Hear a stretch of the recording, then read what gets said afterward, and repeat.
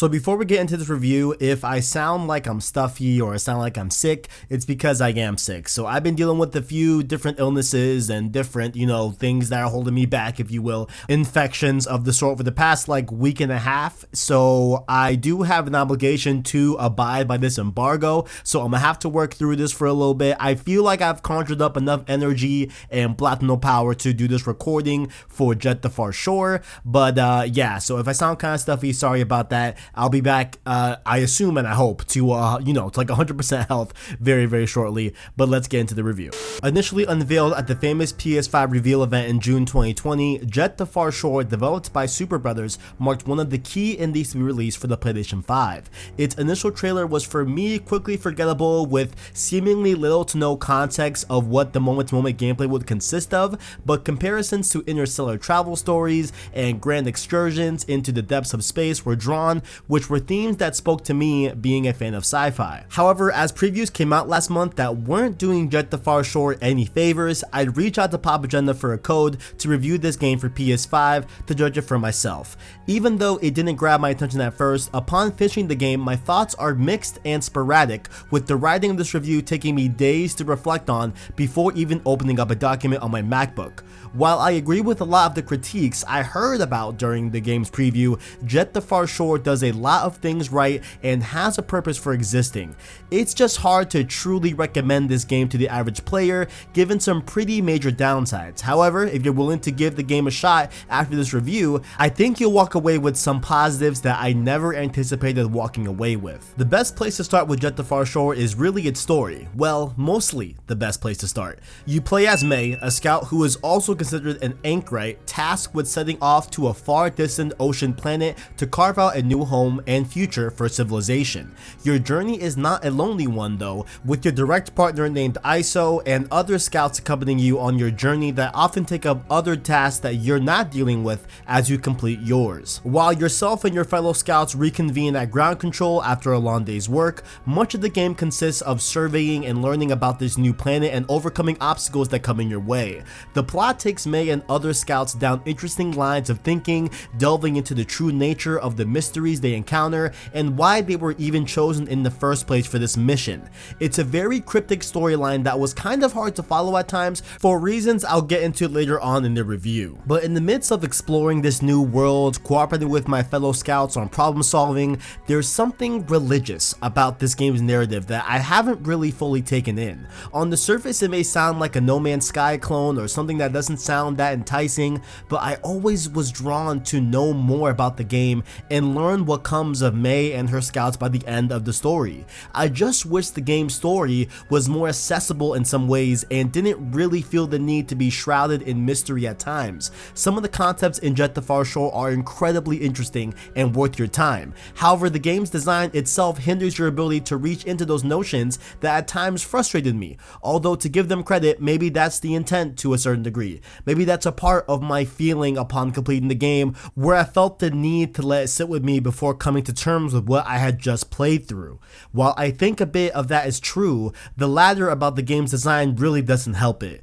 One great addition Super Brothers added to the game was labeling all 5 chapters of the game with an estimated time of completion. This not only helped me as a reviewer of the game, but as a fan of games who wants to play many different games at a given time. Giving me that information was greatly appreciated, and it's something I wish more game developers did with their games as well. HowLongToBeat.com is great and all, but imagine knowing that information before you jump into a chapter of a game for the very first time. Speaking of, it's time to address Jett the Far Shore's gameplay, as I love some aspects of it and absolutely despise parts of it as well. Before even piloting your Jett, it becomes very clear that accessibility wasn't at the forefront of this game's design. For one, the game lacks basic aspects to modern games like the ability to change font size to subtitles, which is a devastating blow since the game has no English VO, or actually any understandable VO for that matter. Hide me. Släpp all Aishan font? The usual suspects of audio mix levels and brightness are in the settings menu, but with a game cluttered with small text everywhere could prove to be a problem for those that require that assistance to interface with video games in the first place.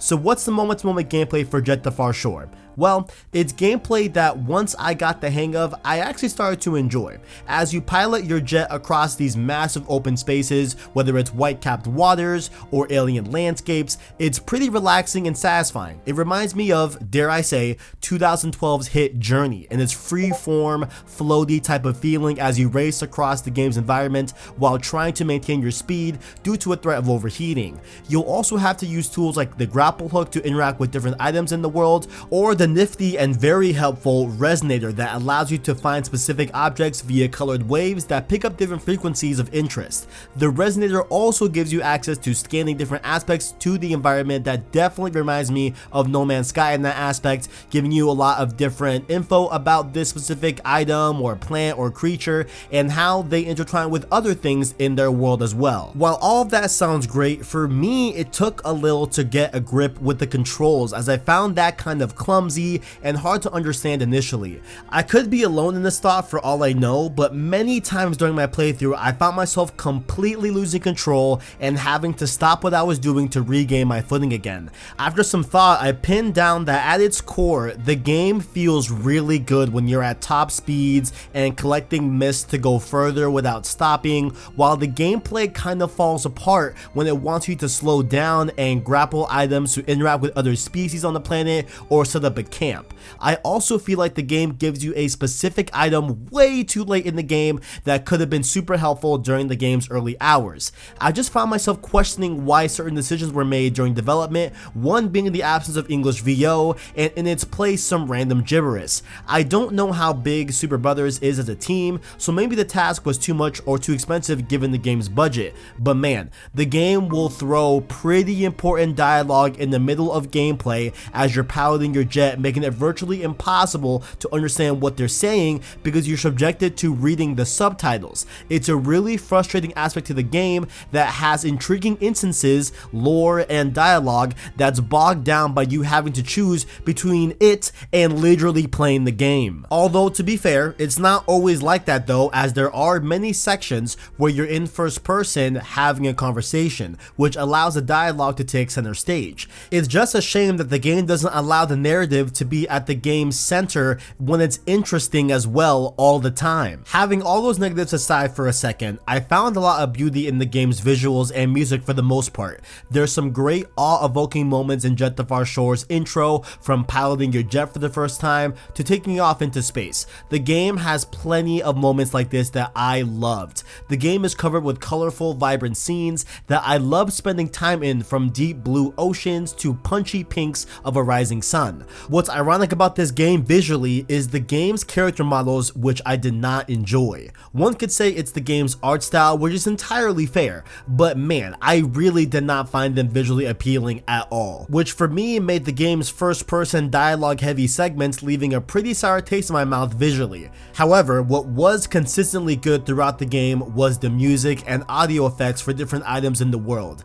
I loved the way my Jett sounded as it revved to top speeds, as the music swelled upon approaching a new landmass to explore in the game. It's a really well done soundtrack by Scientific, who was the game's composer and sound designer. These aspects are so good that at times I wish the game let you delve into the game's environments and music more, as opposed to the sometimes long-winded dialogue sections that were in the game as well. So, can I recommend Jett the Far Shore to purchase tomorrow on October 5th? Not necessarily, if I'm being honest. Maybe a day one patch is incoming that can fix some of the stuttering issues the game has from time to time, but a lot of the game's flaws are unfixable via a patch, realistically speaking. You can't easily patch in English VO, or switch character models for that matter.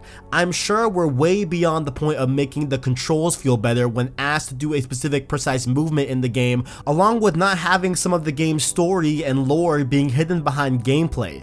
But man, I can't say that Jett the Far Shore is a complete waste of time either.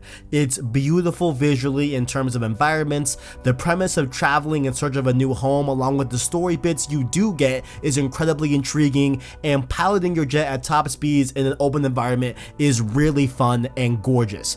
However, to be straight with you all watching this review, even with the PS Plus discount making the game $24 rather than $30 that expires tonight when the game launches, I don't think I can recommend you go out and buy this game with a clear conscience. Although, if you have nothing to play at the moment and want a relaxing, albeit at times frustrating game to play that won't take you more than 6 to 8 hours to complete, Jett the Far Shore might be up your alley. If you're new here, hope you enjoyed this review of Jett the Far Shore. Actually, I just realized I didn't do my regular intro. Well, I go by the name of TKD123 here on PlayStation Source, and if you enjoyed, make sure to leave a like on the video as well as stay subscribed to PlayStation Source to keep up with the latest and greatest in all things PlayStation, PS5 games, and of course PS5 indies like Jett the Far Shore. Down below, you can find links to our Discord, our Twitter, and an Anchor link that way you can listen to our long-form content like the Road 2 series, where we offer a specific podcast series dedicated to an upcoming first-party game that's coming from PlayStation that allows you to know more about the game,